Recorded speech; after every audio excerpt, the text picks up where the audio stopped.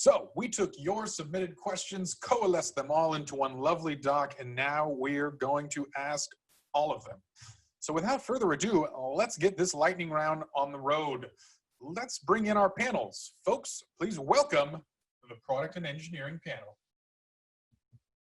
Awesome, there they all are. Hello everyone, how are we doing today? I'll take that as a great. I can hear them, great.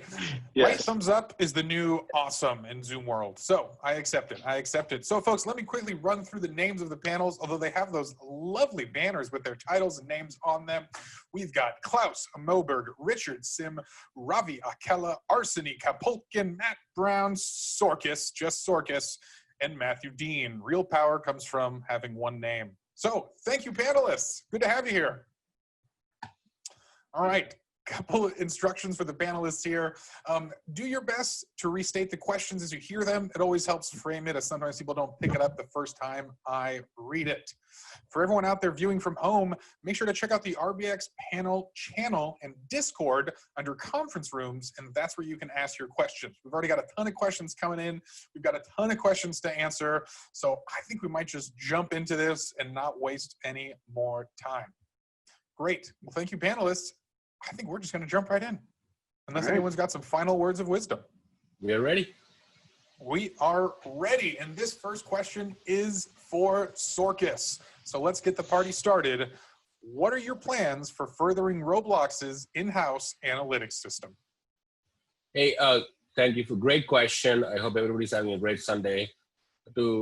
Following Justin's recommendation, the question is around the Roblox's in-house analytics system. I think all of you know that we currently have 3 different ways of getting analytics. One is like you can download a spreadsheet of data. You can have the very basic dashboard that we provide you in the DevStats page. And we have the PlayFab partnership with our Microsoft partners that we are rolling out slowly to more and more developers. Now, with respect to our long-term plans, what we want to do is we want to enable analytics at your fingertips, for real-time analytics at your fingertips for everybody. We have been actually actively discussing this within the company, and we are currently in the walk stages of the product development. So by this time next year, we expect something is in your hands. Fantastic. Very full answer. Thank you, Sorkis. Moving right along, question for Arseny. Can we get an update on the future of mesh deformation?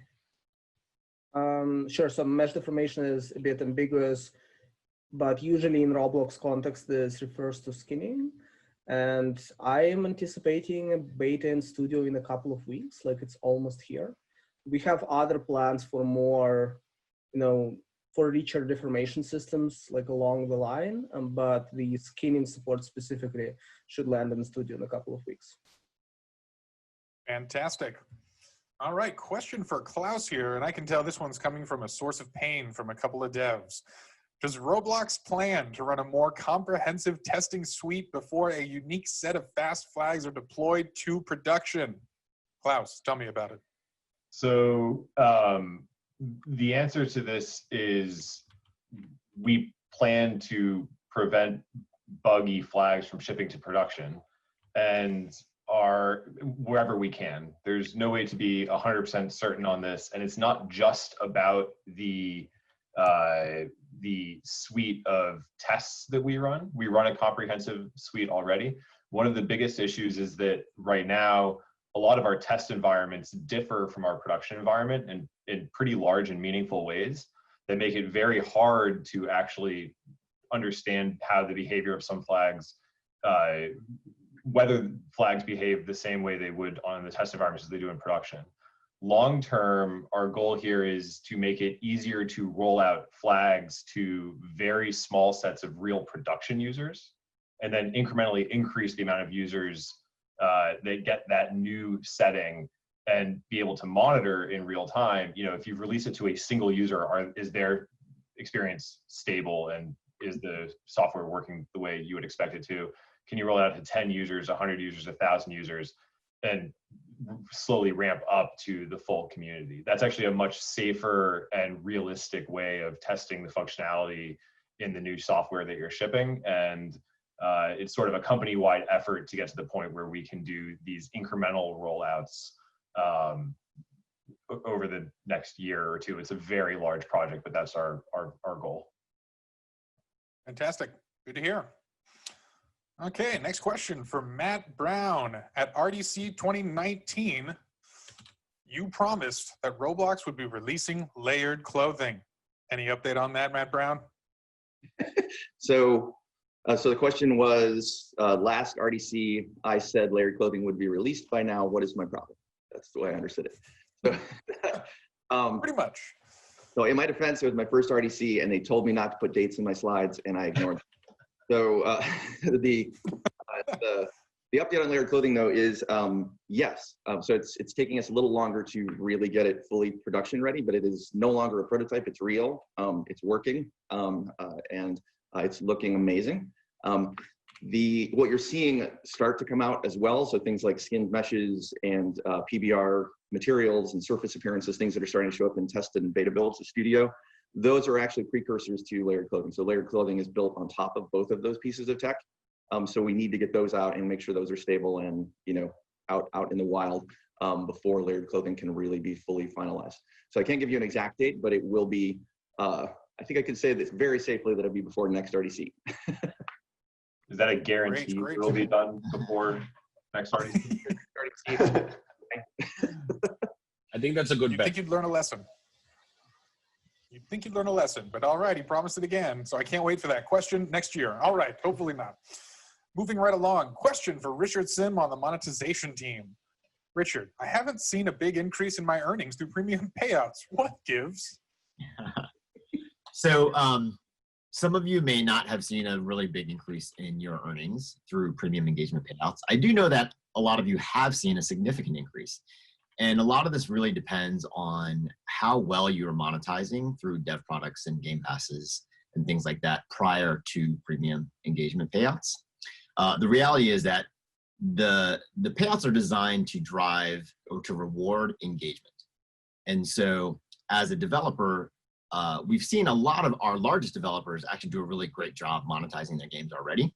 And so for those developers, they may not see as big of an increase, but if you're a developer who historically has not spent a lot of time selling things in your game, you actually will see a pretty big increase in your earnings because you're now being rewarded for driving engagement. So I do want to emphasize that the payouts are the same for all developers, but we are explicitly trying to reward those developers that drive engagement. So at the end of the day, the best thing to do is to continue to drive sales in your game, also continue to drive engagement, and that will put you in the best place for earnings. Awesome. Great advice.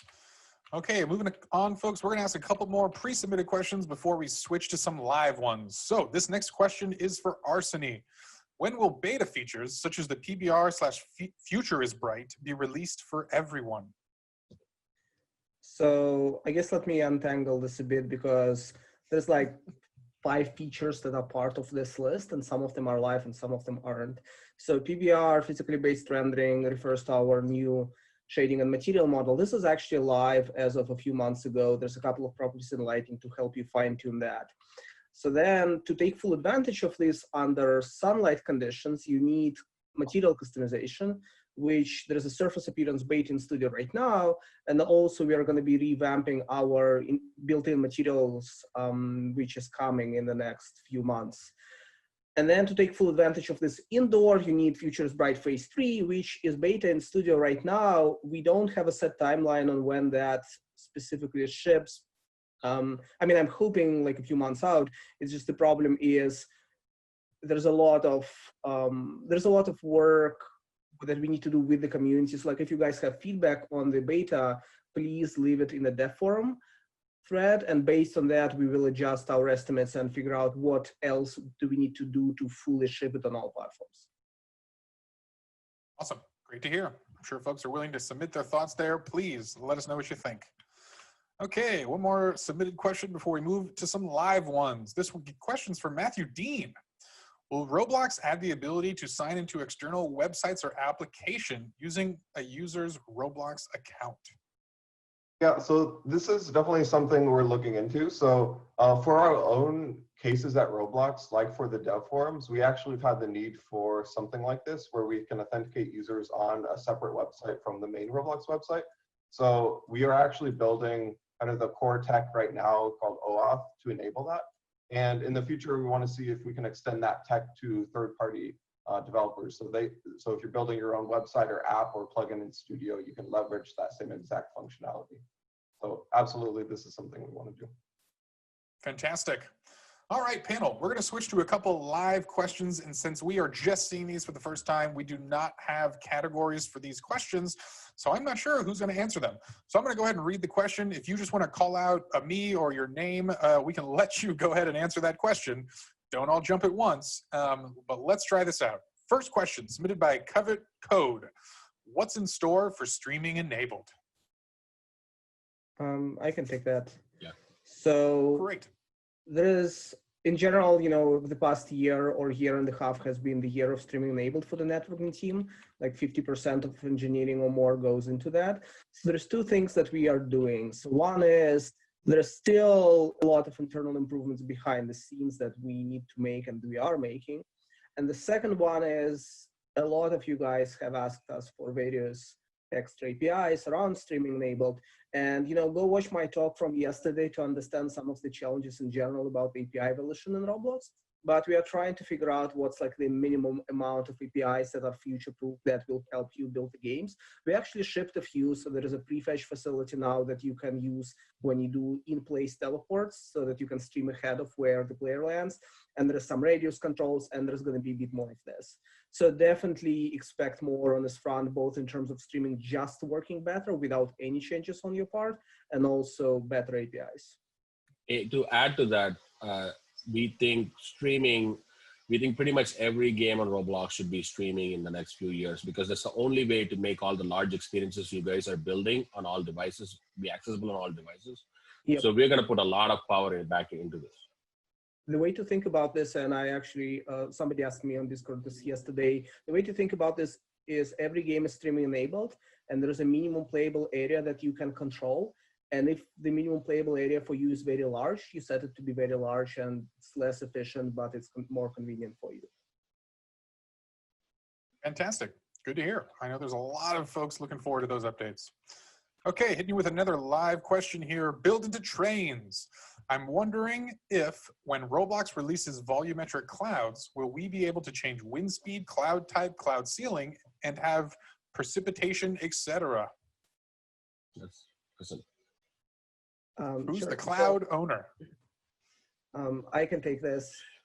So there's going to be control over some of these, but not all of them. It's unusual for us to do a very, very big update with a ton of stuff in it in one go. So I think you should expect us to ship this incrementally. There's going to be a relatively basic sort of dynamic sky and cloud facility, may come without precipitation built in, probably will come with wind speed because you do need dynamics for the clouds. Important to note, some people may be disappointed by this, but our first releases will actually include clouds that are infinitely far away, so you will not be able to fly through them. So if you are making a flight sim, this update would not help you yet. But so there's going to be some of these implemented, some of these will not be implemented. But over time, we do plan to implement more and more of this. Fantastic. The future is clouds. All right. Next question. I know this one is burning on a lot of developers' minds, but Jazzy X3 gets credit for asking it. Are there plans to transfer funds into groups without the 30% tax? Tell me about taxes. So I guess I should take this. I think this is a totally fair question, right? So the reason we have this tax is because it's universal right now across the platform. And we totally understand that there is this need for you to be able to put money into your own group, into your development group, to be able to fund your group development without having to pay that 30% tax. Internally, I think this is one of those things where we all philosophically agree, we have just not prioritized this yet. The other thing I would add there is there are some reasons that you want to put money into your group. For example, just you want to buy badges for your game and things like that. We do want to make those things easier. So in the case of badges, we want to make that free. So then you wouldn't even have to do this. That won't solve all of the problems, but that'll help ease some of the pain. Awesome. I'm sure devs are excited to hear that. Okay, folks, we're going to switch back over to some of the pre-submitted questions. We heard a little bit about this from Dave, but Matt Brown, this one's for you. Will there ever be a better system into getting more developers into UGC? Yes. So I know this is a sensitive topic. So without getting into crazy specifics, what I can say is that our goal continues to be, and this is still where we're headed, is that eventually we will have absolutely everyone. There won't even be a process for, there won't even be a program. You won't be getting into anything. This will just be something that's almost identical to game development. So anybody can do it. In the interim, like what we're looking at right now is within the next couple of months, along with DevRel, we're putting together an application process so that it will be more transparent and more accessible to everyone. That in itself won't suddenly mean that we can have 100,000 or 1 million people creating content. That is dependent on the work that we're doing right now to basically formalize everything around UGC, to basically go beyond this sort of beta test that we've been having into a full program for everyone. So like I said, within the next couple of months, you'll see an actual process so everybody can have their shot. And then over the next several months, you'll see us starting to open it up larger and larger. Awesome. More dates to look forward to. Thank you, Matt Brown. I didn't All say right, next question. I heard next few months. Exactly. I heard next few months. Yeah, 3 months. I heard 3. Rough brackets, it's not, he's taken baby steps forward into not setting promising dates. So very good. Okay, going back to Arseny here with a short question. Will Roblox client be switched to 64-bit?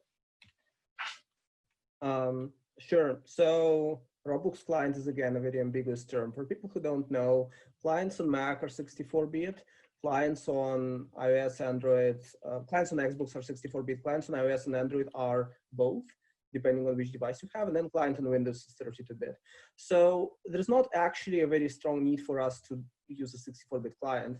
When we do use a 64-bit client, it's usually because the platform holder asks us nicely to, and Microsoft is happy to support 32-bit. So, I mean, at some point there will be a need, but today we still have probably on the order of 10% of users that can't run a 64-bit client, and supporting 2 versions is harder for us than not doing so. So right now there's no plans just because there's no strong need. But I'm sure it will happen in the future at some point. It's just that, whenever it's actually necessary, we will do that. Awesome. Great. All right. And just a reminder for the panelists, if this question doesn't pertain to you too much, go ahead and call in support from somebody else. We try to do our best to match the category with the presenter. But with that leading statement, Klaus, this question's for you. What is planned to improve game discovery? So yeah, this is a little bit of an ambiguous question. I'm guessing the asker has a specific issue with our current game discovery that they'd like to see addressed, and I'd love to know what those issues are. I will say that a lot of the last year for our search and discovery platform team and for our game discovery team has been spent addressing fundamental infrastructure that's necessary to improve game discovery functionality in the future. We were missing a couple of really key data types that we need to build effective algorithms, both for search and for the rankings that are displayed on the games page and for personalization. A good example of these would be prior to this year, we knew what games somebody had clicked on, but we didn't know what games had been displayed for a user, but they chose not to click on. And that's a really key piece of data that you need to build effective algorithms, again, both for search and for sorts. I will say that the future of game discovery at Roblox, if I can sort of point us all in one direction, it's around personalization. It's around sort of moving away from displaying the same set of sorts to every single person and towards trying to optimize the games that are and the content that's displayed for a user based on their history and the sort of metadata or demographic data we have on that user. And we're moving aggressively in that direction, and people will see pretty significant changes, and may have already seen some pretty significant changes, even just in A/B tests over the last few months and over the ensuing year. Awesome, great, thank you, Klaus. All right, jumping back over to some money questions, specifically about money. Richard Sim, this one's for you, and I'm going to add one of the lower questions to it. We're going to ask you a couple here, so go ahead and break it down as you'd like. Richard Sim, do you plan on increasing premium payouts? Also, will you be giving developers a better understanding of how payouts are tracked and earned? And finally, how are premium payouts actually calculated? All right. So, all right. Yeah. As the money guy, I'll answer the question, are we going to be increasing premium payouts? The short answer is yes. Our plan is to increase. We're just getting started. I think we launched the program in March, and we're already seeing really great benefits from it. So I think it's already been mentioned, in June alone, we paid out $2 million through premium engagement-based payouts. And we do plan to continue to ramp this. So I think it's very exciting. We've seen great results from it. In fact, we're noticing that developers are spending more time building in studio. And so it's very promising. So the short answer is yes, we do plan to ramp this up. And Dave had mentioned, I think in one of his other Q&As, that our goal is to allow more than 1,000 developers to earn a living on Roblox. So in service of that goal, we are planning to increase it. Will we increase or will we improve the reporting? Yes. So what I'd say is that, I know that your earnings are absolutely critical for you, and you want to understand how you're making this money. And so at the end of the day, we do plan to make sure that as you're making bets, you can see the impact that this will have on your earnings. So we will improve that. The last one is how our earnings actually calculated. And at the end of the day, premium engagement-based payouts are based on the amount of time that subscribers are engaged in your game. And so we look at how subscribers are spending time across a portfolio of games. We use that to inform the amount that we pay out per developer. There is a 30-day lag because we want to look at sort of defrauding those payouts to make sure that for those subscribers who have fraud or refunds, we don't calculate that. So at the end of the day, it looks at how much subscribers are playing in your game, and from that, we inform the amount of payouts. Great. Thank you, Richard. That was a ton of premium payout knowledge. I hope that answered a couple questions for the folks out there. All right, moving right along as we have a ton of questions and time just keeps ticking forward.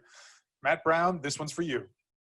Will Roblox allow users to upload faces, emotes, or even bundles soon? Good question. By some definition of soon, yes. To give you guys a little bit of background, so the reason these three in particular are not open for UGC yet, there's actually two reasons. So emotes, we were almost ready with those, and we ran into some issues with the way we handle animation assets. And we actually have a handful of animators from the community who are helping us test that. So that will be the first one. Without saying any dates, that will be the one that will come first. Faces and bundles are, this may sound odd, but they're actually tied to layered clothing. The reason that we haven't enabled those are faces would be easy to enable, and bundles a little more difficult, but wouldn't have the same issues that emotes had. But the problem is, when we release layered clothing, we want it to be entirely backwards compatible with everything that has already been released. And we're still finalizing exactly how that compatibility is going to work. So what we don't want, and that's for things like layering clothing on the bodies, and then on these along with that also includes things like facial animation. So we don't want thousands of assets going out into the world that would be incompatible and that we don't have a way to go back and retrofit for all of this new tech that is coming up shortly.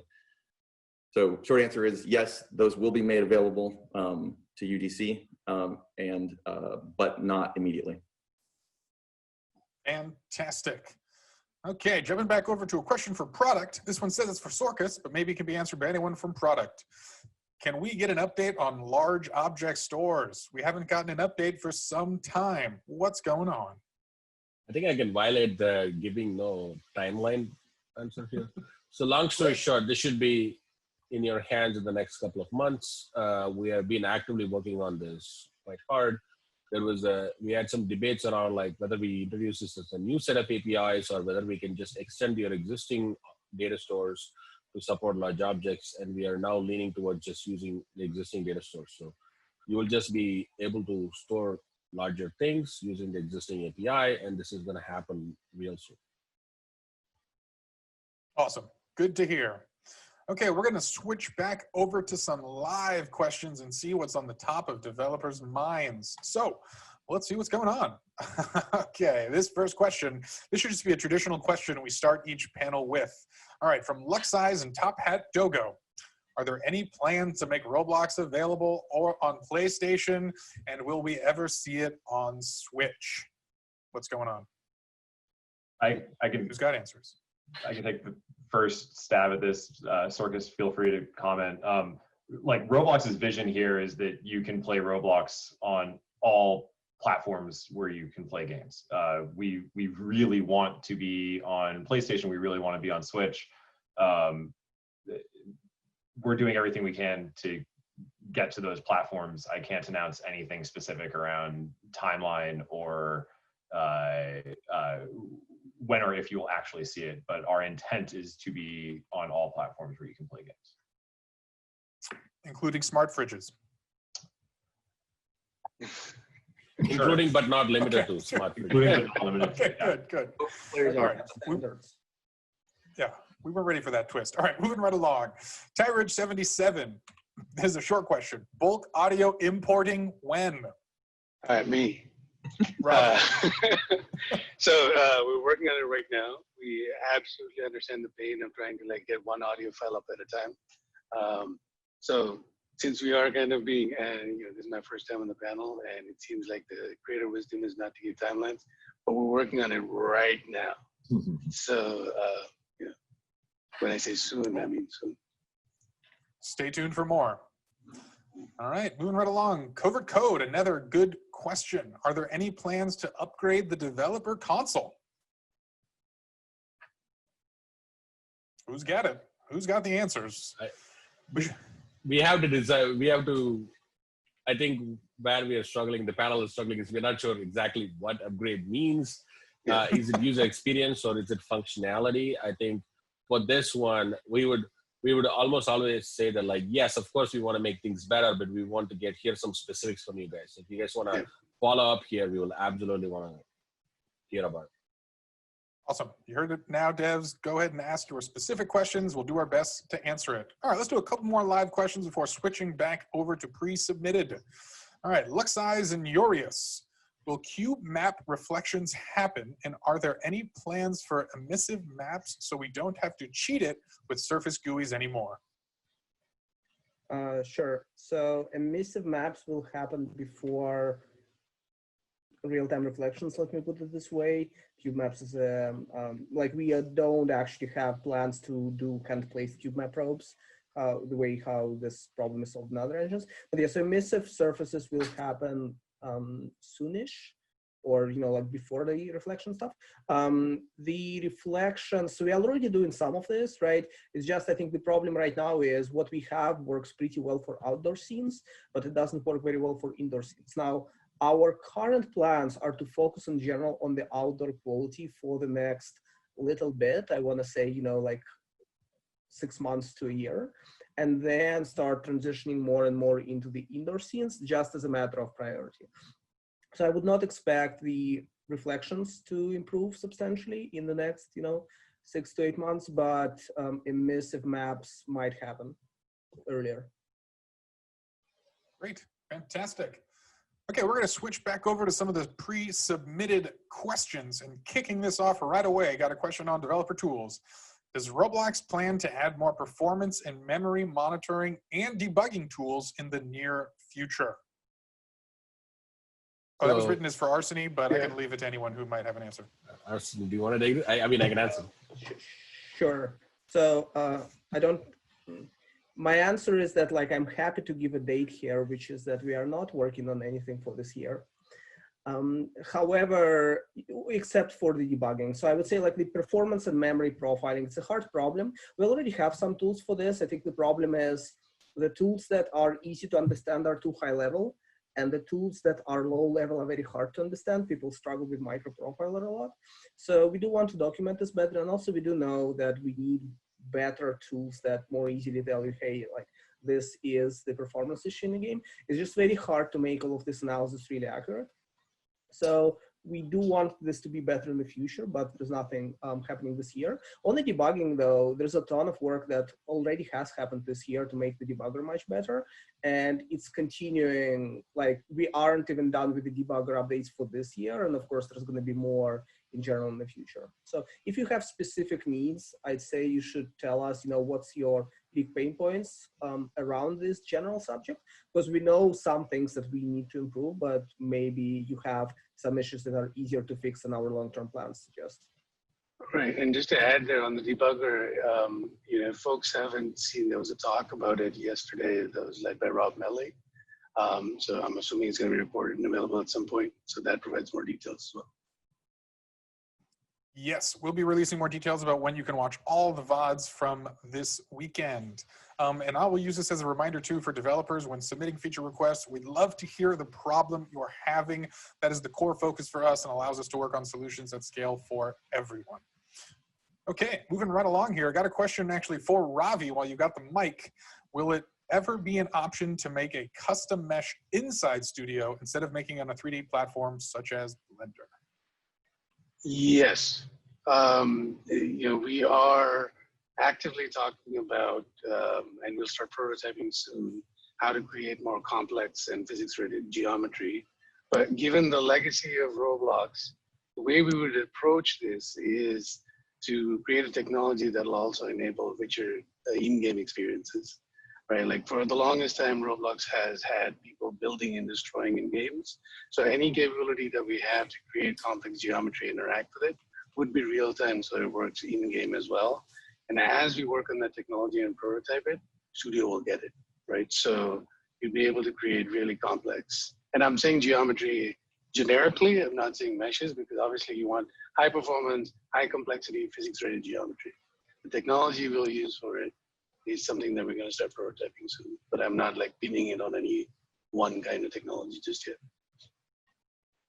Fantastic. Sounds exciting.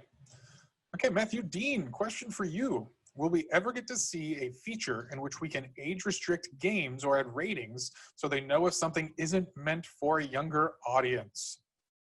Yes, so I hope you were paying attention earlier in RDC because this was explicitly called out.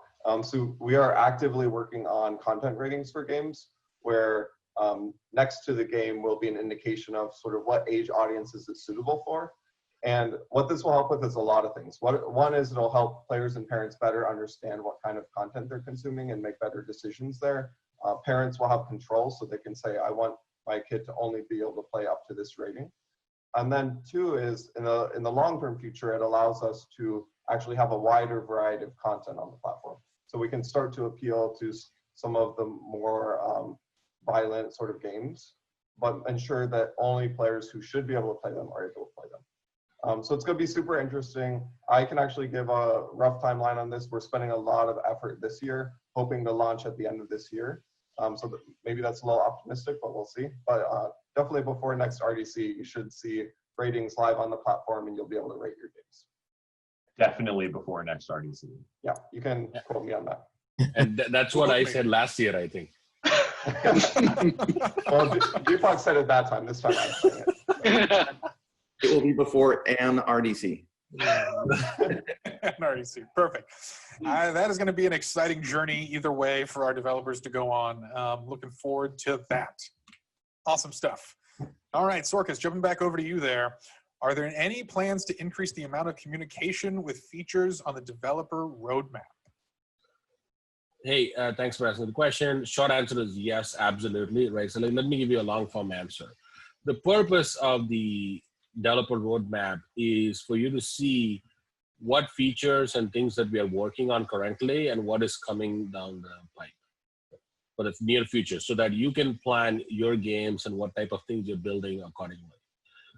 That said, however, I think we are facing somewhat of two challenges. One is, I think, as we are joking in the panel, I think our predictability on when we will release these features is not where it needs to be, right? It's tough, really hard to build a platform that is predictable and you know exactly when things are coming out. And second is, I think it's also hard to find, it's easy to forget. So we are actively working on improving both of these categories. So, but the 2021 roadmap, I hope that it will be much more front-facing. It'll be integrated into the product. You can see the status, and we update the status in real time, and it's not like a once in a quarter update and things like this. So whatever you're seeing right now is just a beta version. We want to make this a whole lot better. I want to add some color to that. Like when you see a feature that is supposed to ship this quarter, not ship this quarter, this is usually because we don't think the feature is ready. And we don't want to say, well, we promised to ship it this quarter, so we are shipping the feature no matter what, because this is just bad from all sorts of angles. This results in worse features. This results in unhealthy dynamics within the team where they rush towards the goal that, frankly, you know, it's fine if we release. I'm sure you guys can, I know everybody wants mesh deformation, but I'm sure you guys can wait another month for this, right? So when you see a feature slip, this is usually because it just was more complex than we expected, and we want the feature that works well to be released as opposed to something that doesn't to be released on time. Right, and just to add one more thing to that, you know, in a lot of cases we are trying to do betas, and you know, as we get feedback, you know, it's our job to kind of respond to that feedback as well before we get it up. So, iteration is king. You heard it here. Okay, folks, hope you're feeling good out there. Time to shake your hands off, get a little stretching. We are halfway through this panel and we are churning through our questions, but we've got a lot left. So I'm going to switch over to some live questions here as we keep moving. So here's some generic questions for the panel. All right, with 3D clothing coming out, how do you plan to take on the issues with copied clothing? This is a current issue with 2D clothing. I'm sure we're all aware of the shirts market. I'll take that. What you'll see over the next few months is us experimenting with different approaches and with different tech. We'll be experimenting on the 2D store, not to scare anyone, so it won't be disruptive. Because we have this great example in the wild of how we don't want it to be. So we're going to be using that as a test, as a sort of a test bed. It really comes down to three things, and we're looking at all of them. Really reducing the motivation for people to upload copies in the first place. Catching it as best we can, which we know won't be perfect, but catching some of it so that we can reduce it. And then once, in the cases where we do miss it, providing clean mechanisms for the original creator to ask for it to be taken down, to ask for the copies to be taken down. So we're moving forward on all of those fronts, and we won't open this up until we're able to control it. So we won't open this up for full UGC of 3D clothing until we are able to control it. On the 2D clothing side, because there were also questions flying around the 2D catalog and if we're ever going to do anything to clean that up. So it was a little heavy-handed, but earlier in the year we did radically reduce spotting. So we reduced their motivation to do it. That's the first step. And what we're about to do in the next couple of months, that is a date, it actually is going to happen, is to go and actually clean up the catalog historically, so go back and find all of the degenerate copies and things like that, and remove as many of them as we can so that the catalog gets cleaner, and then going forward, it won't fall back into the same state of disrepair. Exciting stuff. Sounds like you got your work cut out for you. I'm gonna go ahead and toss this question on to the top of this one while you're already talking, Matt Brown. This is a question from Build Into Trains, and he's asking about the future of UGC catalog. Can we expect creators to be able to create everything the catalog has now, e.g. gear and everything we have? So yes, but not gear. So the plan is the eventual plan is that everyone can create anything. Meaning we don't want to be making anything. We want the community, we want to hand all the keys over to the community. The issue with gear, obviously, I mean, you guys know this, the issue with gear is they contain scripts. It's a lot harder for us to police. We have trouble with our own gear and even maintaining that. And that's, which is part of why we are not actively making gear anymore ourselves. basically the community will be able to make absolutely everything that is still being made. And we will not be making anything, but that won't include gear. Great. All right, moving right along. Question from Reverse Polarity. If we wish to rebrand our studios, will there ever be a feature to allow us to rename groups? Who's got the group answers? I can take this one. So I think generally we want to support things like this. So we understand that when you start your group, you may not know what you envision, or you want to make some tweak to disambiguate yourselves from other groups. A lot of the challenges here are, how do we do this in a way that doesn't allow for impersonation, where groups, you join a group as a player and then suddenly it changes its name to something completely different. Maybe it makes it seem like you're supporting some cause that you don't believe in. So that has been the main thing for us, is how do we do that? And the other thing is, how do we make sure we do this in a way where we don't end up kind of cluttering the group namespace? Right now, group names are unique. So it's very precious whenever someone grabs a name and holds it forever. So we want to think about carefully how we do that before we open it up. Great, awesome one. I know that's a big question for a lot of devs. All right, this next question is from Outfoxing, and I'm going to change it a little bit because I think I see what they're trying to ask. They're going to say, will Roblox ever implement more filters on the games page? But what they seem to mention is such as genres. And I think they're really focusing on what is the future of genres? Is Roblox going to put any energy in fixing genres and bringing that back in a big way? I can take this. As I think a lot of people know, we have this genres category on Roblox that has sort of been implemented and then taken away and then re-implemented a couple times. The old list of genres was really piecemeal and not super effective for any of the uses that it was originally intended for. We definitely need this type of metadata to create really high quality sorts and personalization schemes moving forward. And so we have to maintain a feature like this and make it significantly better than it used to be. Those plans are in progress, but I can't announce anything specific right now. I don't know that we will ever get to a place where we have the genre specific sorts on the games page. A far more effective way of doing something like that is to dramatically improve effectively like keyword search, so that we don't have to forecast the concise list of 20 or whatever genres that people are interested in, but that you can actually search for any keyword, whether it be Western or naval or first-person shooter. And you get a great list of the best games on our platform based on the word that you put into the search bar.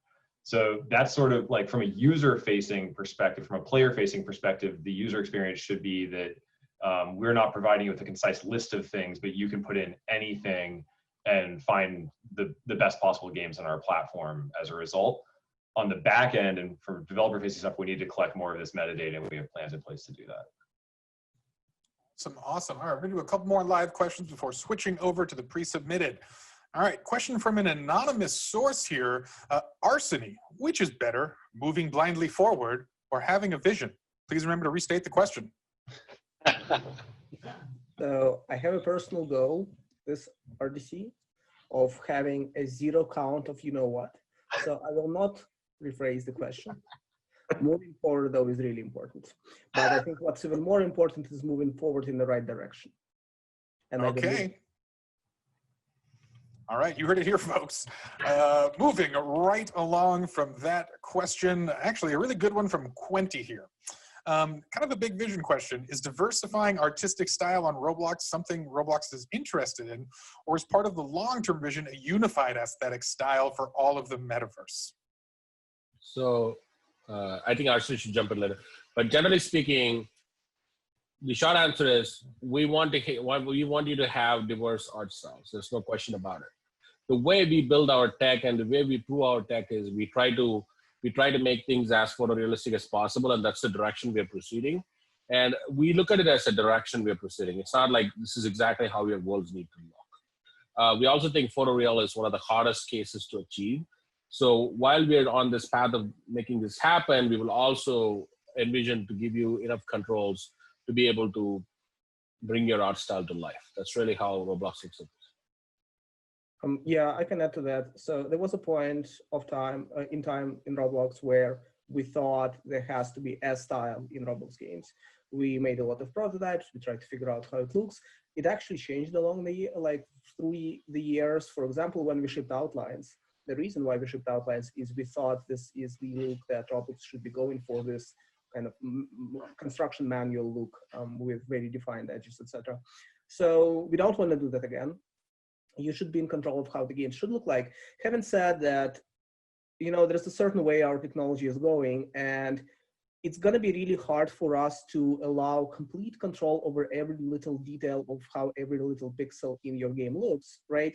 So what you'll see is that based on what our technology, how our technology works, you're going to be able to make an art style sort of around this and deviate, you know, 20% whichever way. It probably is going to be really hard to make a game that, you know, that looks completely different just by the nature of using completely different technology to render this, just because there are some constraints on that side. But the goal is to try to widen the gamut of styles as much as possible without having to special case technology for, you know, these individual needs. We've had, let me chime in too on, it's interesting that this also shows up in the context of user generated content. So like we've had this conversation of, you know, how do we want to restrict anything about what people can create so that, you know, there's some consistency to everything. And we always come down on the side of no, like we would like to say that people can make whatever they want so that they own not just, you know, not just the content, but the aesthetic as much as possible as well. Maybe to use an analogy here, like we're giving you a set of tools.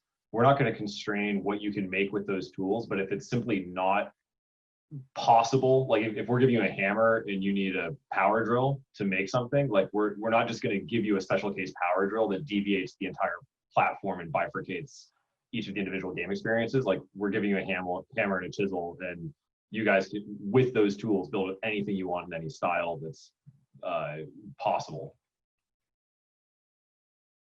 Awesome. Thank you to everyone who helped contribute to that question. Appreciate it. All right, jumping over to the pre-submitted questions, we are back to the money man, Richard himself. Will we ever be able to set up recurring Robux subscription services for our games? Well, the question is around enabling players to subscribe directly to games. And the short answer is yes. So we are actively working on this. You know, our goal is to enable our developers to earn through their games in a wide range of possibilities. So whether it's through transactional or through subscriptions or through just the pure engagement in their games. And so we are actively investing in building the ability for a game developer to get a user who loves that game to subscribe directly to that game via recurring Robux. So that's in the works right now. I don't have timing to announce, but we are actively working on it. We know that it's very important for you guys. So stay tuned. Sounds great. Mo money, mo success. All right. More catalog and avatar questions. This one to Matt Brown. Will the clothing part of the avatar shop ever be overhauled? Yes. I'm not quite sure what we mean by overhauled here. Probably means what I was answering before, which is just can we clean it up because it's a mess. So yes, all the things I said before.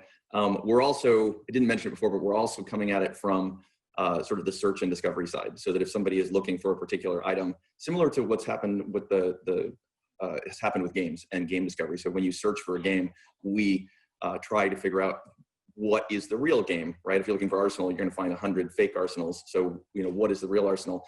And we're in the process of doing something similar for all user-generated content, including legacy clothing, the 2D clothing, so that even when there is still some, you know, garbage in there, anybody who's looking for something is not seeing the garbage. They're seeing the real items. There's also there will also work going on so that with the overall user experience, so that when layered clothing is introduced, layered clothing, like 3D clothing and 2D clothing, feel like they're sort of in the same space. So when you click shirts, you're finding all kinds of shirts, whether it's, you know, sort of older 2D shirts or whether it's 3D shirts, they're all together and all treated as clothing. Great, good to hear. Okay, a couple questions here for Arseny in a row now about some of our tools in studio. Are there any plans to make blurs and other post-processing effects behind UI elements? Yeah, so this is something we've experimented with this a bit, and the current answer is it's not on the roadmap. Just to give you a bit of a background, like this feature is standard, for example, on the web, right? You can do all sorts of nifty CSS effects, but also the problem on the web is that the implementation behind this has really unpredictable performance characteristics. And so what ends up happening is, you know, you have this really beautifully looking page, and then the second you move an element, you know, like you animate an element across the screen and the performance grinds to a halt. And then there's these large guides about, okay, how to make the pages that are actually responsive, right? And so our UI system is trying to approach this problem from a different angle where, okay, can we try to only build in features that are just fast by definition? And this one in particular is especially problematic on mobile just because of how mobile hardware works. And so we love the sentiment, right? It would be a nice feature to have, but because of these kind of technical constraints right now, there's no plans for that. This may change in the future, right? It's just that right now we are not prioritizing this. Great, one more for you, Arseny. Currently, terrain options are a bit lacking. Smooth terrain doesn't allow very much control of textures, and mesh hitboxes are not accurate enough to walk on in many situations. Are there plans to remedy either of these issues? Yeah, so as far as the mesh terrain is concerned, we did ship a feature for accurate convex decomposition, which should make this much better. Having said this, you know, like you should feel free to build the game however you want, but we don't, generally speaking, recommend doing mesh terrain just because our path is for the procedurally, you know, changeable, destructible, anything terrain, vast landscapes, all of that. So for the voxel terrain, for the smooth terrain, we don't have customization options right now, but the good news is there will be some. So in general, we have a plan. This kind of ties back into the style question. We have a plan to give you guys an ability to override any built-in material in terms of how it looks and how it behaves. And so this includes for smooth terrain, it includes both the textures, but also the shape of different materials, because as you know, the geometry differs based on your material choice. So all of this is going to happen. We are going to be working on this later this year. Great. No promises that we'll actually ship this year, but we will going to be working on this later this year. Well, awesome. I look forward to the iteration. Okay, Klaus, actually a new question here we haven't seen. Will devs ever gain more control over the Roblox games page itself, such as the ability to change the background of the page, being able to change the layout, or add a historical updates log, finally? What's going on, Klaus? Yeah, so so the question is about customizing the games page, what we call the game details page, the page you see in the app when you click on a game tile in a game sorter in a search result box. And the answer is there will be some customization, and there's a specific part of this question about update logs, and we definitely want to make more effective ways for you guys to call out when your games are updated and change logs and stuff like that. When it comes to like overall customization of that view, there's a few things that we can't do as a platform because, again, going back to our question about supporting all gaming platforms that we can, you have to remember that this is like when you touch it, it has to ship equivalently on 7 or 8 different platforms. And with Roblox's increasingly global presence, it has to be, you know, automatically translated into, you know, a whole bunch of different languages, all of which have different character spacing and stuff like that. So finding ways to allow for some customization of this page while still making sure that it works on every platform, in every language, in every form factor, et cetera, is a pretty tricky problem. And it limits the amount of customization we can do. further, we also do want a consistent design aesthetic for our app. And so, we don't want this to be, I'm going to date myself here, but we don't want this to be the MySpace model where it can be anything you want, but the end result is most of them look bad. And so, so the answer is a lot of the design mockups I've seen for the future of the app do include some customizable properties. I've seen some design mockups with customizable background colors that are not just carried through the game page, but carried through to the game tile. Looks really cool. But like large scale, like HTML, CSS style markup of the game page is almost certainly something we will not do. And then definitely we want to make sure there's visibility for game updates and change logs and for you guys to communicate with your passionate cadre of players. And we're trying to do that in a way that threads the needle behind allowing you guys to effectively communicate, but still maintains this consistent design aesthetic. Awesome, great to hear. All right, just want to remind the folks out there, we don't have that much time left in this panel, but I want to keep churning through these questions, so I'm going to just keep on moving. This next question is for Richard Sim. We've heard a little bit about this from Dave earlier, but I want to get your thoughts on the future.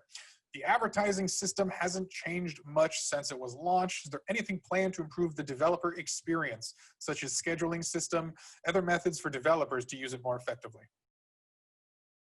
So I'm really excited that you've asked this question because the answer is yes, we are making improvements to the ad system. And it's an understatement. Like, we haven't touched the ad system in a really long time. And I know that for developers to be able to influence how we distribute your game is really important, right? Our sorts are not perfect, and we're trying to put the right games in front of users that we think that they'll love. But the reality is that we can't make perfect predictions. And so we are investing in improving the ad system for developers. I'll call out a few things that we're building. Number one is the scheduling question. Yes, so right now you really have to set an ad every single day. So we want to make that very easy for you to schedule your ad. We want to make it easy for you to target your game or target your ad to the right audience. So we'll introduce targeting options. A really important one, which we've heard from our developers, is to know that for every dollar that or every Robux that you spend on an ad, what are you getting in return? And so to know that a set of gameplays are a direct result of the ads that you're purchasing is also really important. So we're going to introduce a lot more robust improvement to the reporting of our ad system. So at the end of the day, we're going to focus first on games, because frankly, that's where the bulk of usage will be. We're also going to extend that to catalog and to groups as well. So very excited about these improvements. We want to make sure that you as a developer have the opportunity to really help us do a better job getting your games in front of the right people. Great. I'm sure devs look forward to better advertising opportunities. Okay, these next questions are about, you guessed it, UGC avatars. So Matt Brown, these ones are for you, and we're going to jump over to live questions as part of this. But the first one submitted early is, are there any plans on letting UGC creators provide free accessories through games and badges? Where are the free items? Yes, so absolutely on this one. So this one I extra can't give you a timeline for, so I'm not even gonna try. But we have a proposal that we're really excited about. Dave is really excited about it.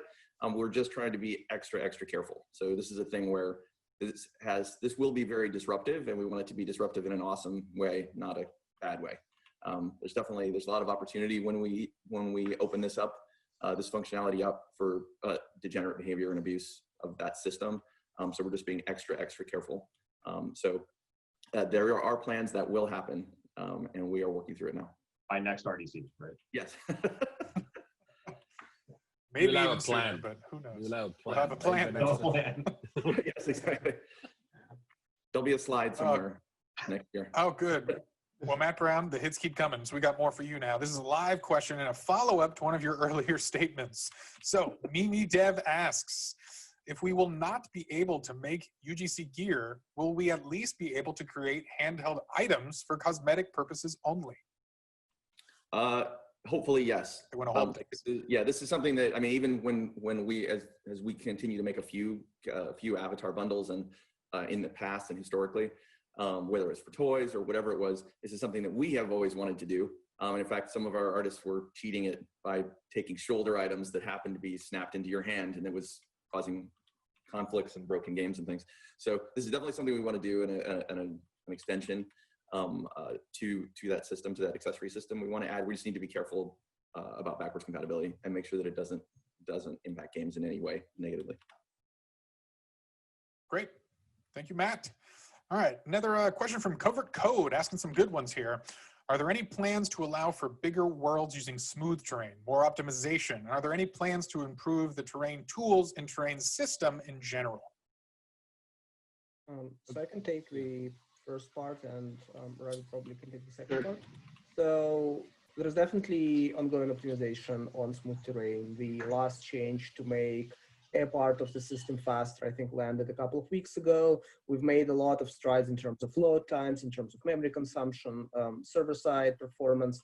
You know, when you use streaming right now, which you should absolutely do, when you join a big world, we now very quickly send you a very low resolution version of terrain. And so you immediately see basically the entire world, and at low resolution, but it's far away, so it's okay. And we are going to make that system better. So yeah, you should expect to see more and more improvements here. A lot of this is motivated by the content that either we build internally just as a stress test to the engine, or content that we see developers make. So if you have large maps that don't perform as well as you'd like, talk to us and we'll see what we can make better. Yep, and on the tooling side, like we've been working, there was a fair amount of work done on it in 2019 as well. One of the things that we had done that we're going to come back and revisit was around being in height maps and color maps. You know, there was, our workflow didn't allow for quick iteration. So we're kind of looking at that in detail. Also, in terms of large terrains created from these imported height maps and color maps, you know, there was a restriction on the resolution and the size of the resolution of the image, and consequently the size of the terrain that you could create. We're going to go ahead and try to get rid of those limitations. So that is coming fairly soon as well. So on the tooling side, we'll keep in sync with us what's happening on the engine side as well. Some of the things would look like, you know, as the vegetation improvements happen, how are you able to do it across very large terrains without having to manually, like, you know, peck and place, things of that sort, to do it more procedurally. Great, thank you, Ravi. All right, folks, closing in on the last 10 minutes here, we're gonna keep going through some of these live questions, and the next one is gonna be a real hard-hitting question. Might have been a good one for the Dave Q&A, but let's see if we can answer it here. Submitted by Bereza. All right, everyone, what are your thoughts on saying perfect is the enemy of good? As a developer, it feels like product only looks at the perfect solutions, which often leaves us developers without good solutions today and waiting for very long time answers. Many of the same issues pop up each RDC. How can we assure the developers that solutions will come, and how do they solve today's problems? Okay, so I'll take this, I guess. So I think we have to be careful. Like, I don't think we're saying we have to be perfect. I think the biggest contention, it's possible that the biggest contention comes in, this is already pointed out by Arseny and Klaus, is that we have to build things in a way that are long lasting as a platform. So what happens is, quite often than not, we in a product development process, we are trying to figure out if the approach we are taking will be future proof, and whether it'll work 2 years, 3 years, 5 years from now. Is the approach we're taking, will it be able to extend to cool and other stuff that you can do in the far future? So we're trying to predict that, and this is really hard. And what actually happens during this process is things are a little bit slow. So what you hear from us, I think constantly to a certain extent, is that we're working on it, things are shipping, things are almost there. But what is really happening inside Roblox is like a war room where we are trying to figure out, how do we get this out? We are putting hours and hours of effort into how do we get this out? How do we make sure that this works for most cases? How do we also make sure that it doesn't break any existing content? Because when you're evolving a platform, unlike new releases, you have to worry about all the existing stuff that everybody has built. we don't version our APIs. We don't just assume that a new feature should not work with existing content. We try to uplift all the content. A side effect of this is what you're considering perfect versus good. A side effect of this is things are fairly slow. So I think it's really important for us all to take a step back and try to envision what Roblox would look like if we didn't take this approach, right? Imagine a world in Roblox where we have a fundamental version update of the entire platform, I don't know, every quarter, every 6 months, and where our entire group of 3 million developers or whatever the current number is has to spend months upgrading to the latest version of our API, the latest version of our engine, you know, potentially once a quarter or twice a year or something like that. And where you guys lose that productivity because we didn't take the time to sit down and think through how do we want to, can we and do we want to support this API feature or this functionality or this thing in Studio for the foreseeable future for the next 5 to 10 years. So I actually think the overall developer productivity looks worse on the other side, right? Like right now, you guys have to wait longer to get features, but once you get them, more or less, they're pretty rock solid and baked in, and you can expect to depend on them for the future of your game. The other option is you guys are constantly having to port to a new version and wasting a ton of productivity and losing functionality that we previously gave you. And I mean functionality, like you guys are super creative and you use things in ways that we don't necessarily anticipate.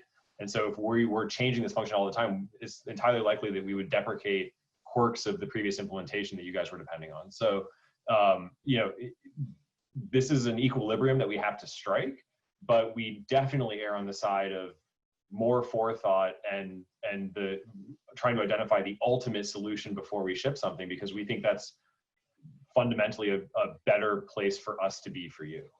Yeah. And if the vision Klaus described on the flip side, if Roblox operated that way, I want you all to remember back to filtering enabled when we made it where you basically had to recode large portions of your game to make it compatible with our new security model. That was something we took super seriously because we knew how hard it would be for people to convert. Some people never converted their games and just left them as they were. So we want to avoid situations like that as much as possible. Great. Thank you all so much for helping answer that question. I know this is a hot topic on devs' minds, and even I can answer a little from DevRel's perspective. We're going to be putting a lot of focus over the rest of this year to ensure that this conversation feels like it's happening with devs, and then everyone feels like they're in the loop. So I really appreciate everyone's efforts on this. But I want to make sure like the dev community understands that like we definitely hear you on this, and we know that it feels like we move slow sometimes, and again, the fundamental principle here is actually trying to reduce your overall effort to build an amazing game on this platform. And this is the strategy we think gets us there. You know, it's not that we don't hear you, it's that like, this is actually the way we think we can produce the best possible platform. Trust us when I say that. I don't think Matt Brown is having fun when he has to come back the next year and say it'll ship soon. Right. It takes, right? I mean, it's fun for us. It's fun for us. I love watching that, but like, again, I'm sure. That's why I'm here. Right. Okay, excellent, excellent. All right, that's right. We're still hosting a panel here. All right, moving forward here, we got a couple more questions to get through in the last couple minutes. Thank you all for sticking around. Okay, Arseny, jumping back over to you. Another recurring question each year. Will there be support for Linux? I believe this question was asked to Dave yesterday on Discord, and Dave said no. So the answer is no. I mean, this question gets asked every year, and every year the situation doesn't change. It's not as much of a sort of really hard technical problem to do a Linux port. Our servers now run on Linux because Linux is the platform for running on the server side. It is not the platform to be running on the client side. And every time, I believe from the product side, people can correct me on this, I think every time we look at metrics, we look at, okay, is it worth the effort to do that versus anything else we could be doing? Because it's never just, you know, somebody spent a few months doing the port and then you ship it and then you're done. Like, no. I've also heard from a lot of people on the general game development side outside of Roblox that Linux tends to be the platform where the ratio between kind of the support requests and the amount of people using it is the highest, just because of a very high fragmentation, right? And we see some of the similar problems with Android, but the Android user base is so huge that it's so worth every bit of our time to make sure compatibility works great, performance is decent given the hardware that it runs on, et cetera, et cetera. And so it just feels like a lot of investment for comparatively little gain. And if at some point, you know, Linux becomes the platform of choice for gamers, awesome, we'll be there.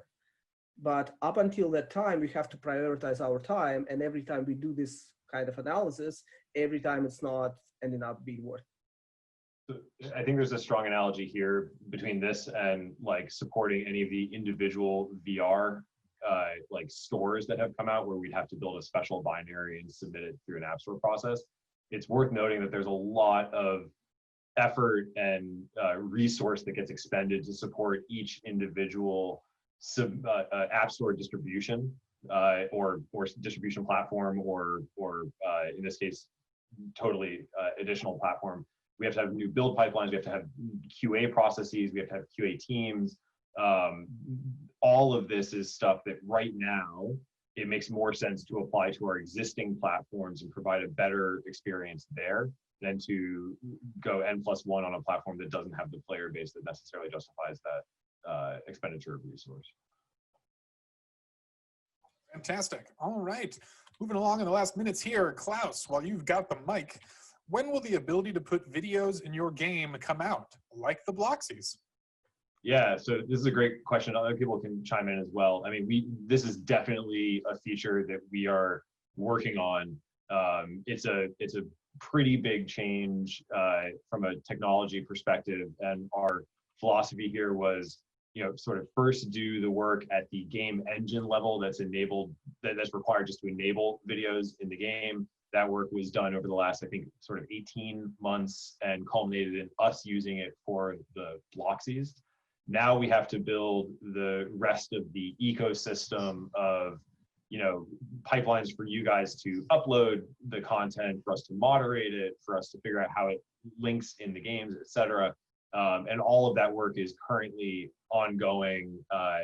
And, you know, you should see these features coming out, but this is absolutely 100% on the roadmap and is something that we are going to get in your hands as soon as possible.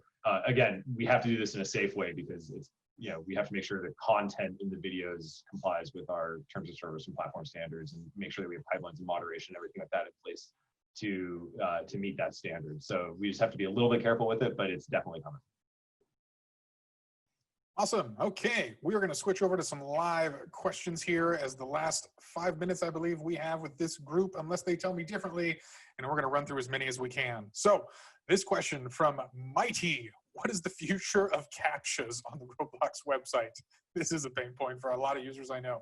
More CAPTCHAs everywhere. No, so look, I mean, the flip side of this question is, what is the future of botted player counts or botted votes on the platform? And the answer is, we're trying to strike a balance between giving an amazing user experience for everyone on the platform, but also making sure that all of the people on the platform are real people, and as a result, that all of the data and metadata that's collected that we depend on for things like search and discovery is real data and coming from real user behavior and not bots. I think you could argue at any point in time that we've indexed too far in one direction or the other, and it's a constant battle, right? Like every time we fix a loophole or implement a CAPTCHA, we see a change in behavior. We then react to that, and the behavior changes again. I mean, our goal is not to CAPTCHA gate every single feature on the platform. That's not a good user experience, but at the same time, having, you know, millions of bots that fundamentally change the signals and produce a really inferior user experience is not good either. And this is just a really, really hard problem to solve, and we have to be sort of react to it in real time. Our goal is definitely CAPTCHAs that are easier for humans and harder for bots. right? And that are implemented in a way that specifically gates the features that are most likely to be botted. But it's an equilibrium that we have to reach. Great. Fantastic stuff. Moving right along. Question from Algie Lacey. This is probably for Richard Sim about premium. Since we are encouraged to prompt users to purchase premium, could we get rewarded when users actually purchase premium from the prompt in our games? Right now, it feels like as a developer, there is no incentive to prompt users to purchase premium. Richard, what are your thoughts? Yeah, this is a totally fair question. And I think it relates a bit to our premium engagement payouts system. The reality is that the system is designed to reward developers who build engaging games. And we use premium subscriber engagement as a way to measure engagement because of the issue that Klaus mentioned. Like we need to make sure that it's not bottable, you can't game the system. And so we use premium subscriber engagement as a way to understand if your game is in fact more engaging. So I understand where the question is coming from, but our goal is not to get our developers to sell premium subscriptions. At the same time, if you're building a great game and it is really engaging for subscribers, why not give you the ability to allow someone to buy premium in your game? So that's why we offer that. And so it's a convenience feature, but our goal is to give you guys the incentives to build really engaging games. And we're using premium subscriber engagement as a proxy for engagement, primarily because it's the most sort of protected way to prevent botting or gaming. Fantastic. All right, folks, I'm being told we have time for one last question. So I have one big bolded one on my sheet, and I'm going to ask you all to help us out here. There's a follow-up from Bereza on an earlier question. He says, that's a fair response, referencing API features. But what about website/other app features such as ad duration, genres, rolling average ratings, all these other types of tools? What are our thoughts? So I guess I'll take the first half and people can feel free to jump in because it's the final question. We want to ship a great product, right? So I think that's really all that comes down to. So in terms of like the specific things that you pointed out as examples here, we'd almost say that it's a resourcing and prioritization issue more than anything. It's not that these things are stuck in development because we're trying to get them to be perfect. It's more like we have not prioritized them enough, or we don't have the resources. So what it really means is we need your feedback to figure out how to prioritize these things in a that is in line with our long-term plans. And I'll also add for some of these things, variable ad duration, for example, like we still don't want to fundamentally shift the interface that you would use to control that from a developer perspective every 6 months, because like there is cost to you having to relearn how to be effective in advertising your game on our platform. So we do want to make sure that anytime we're building interfaces, whether they're APIs or whether they're UIs that you guys have to interact with, that we're being consistent and thinking through the long-term implementation. We certainly have more flexibility when it's a GUI than we do when it's an API that you're interacting with. But at the same time, like we want to make sure we're applying that forethought. But fundamentally, I agree with Deepak that if it's on the app or the website or on the non-in-game API side of things, normally what is perceived as slow movement on Roblox is a resource allocation question, more so than a API longevity question. Great. Any other final thoughts from the panel, or it might be time for us to wrap? Justin, there's one question that everybody wants answered. What's that? There is one in the sheet. Top of the live question. Yeah. Oh, okay. We're going to do it. We're going to do one more. I've been told, are there plans for TOTP-based two-factor authentication, e.g. Authy Google authentication to be implemented? And what about UTF, for example, YubiKey? That's Matthew. I can answer this. So we are actively developing authentication where you can use your mobile device to authenticate. We've heard a lot of feedback from developers where they don't like the fact that they may rely on SMS or or email. They want a simpler, easier, better solution. So we are working on that actively. And I would just extend and say, if there's anything security-wise, like from an account security perspective that you want to see, let us know. Because we are factoring those things in. We want to make sure that your accounts and your content are safe. Fantastic. All right. Thank you, everyone. I want to give one last thank you to our esteemed panel today that helped us out on product and engineering. Klaus Moberg, Richard Sim, Ravi Akella, Arseny Kapulkin, Matt Brown, Matthew Dean, and of course, Sorkis. Thank you so much for joining us today. We'll see you guys next year.